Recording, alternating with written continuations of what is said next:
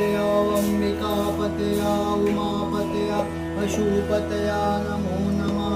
ईशाना सर्वविद्यानाम् ईश्वरा सर्वभूतानां ब्रह्माधिपति ब्रह्मोऽधिपति ब्रह्मा शिवो मे अस्तु सदाशिवोऽहम्।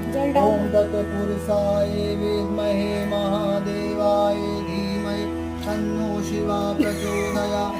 ॐ तत्पुरुषाय विद्महे महादेवाय धीमहि तन्नो रुद्रा प्रचोदयात्। ॐ नमस्ते अस्तु भगवान् विश्वेश्वराय महादेवाय त्र्यंबकाय त्रिभ्रांतकाय त्रिकाग्निकालाय कालाग्निरुद्राय नीलकंठाय मृत्युंजयाय सदाशिवाय सर्वेश्वराय श्रीमन्महादेवाय नमः। श्रीमन्महादेवाय नमः। ओम शांति।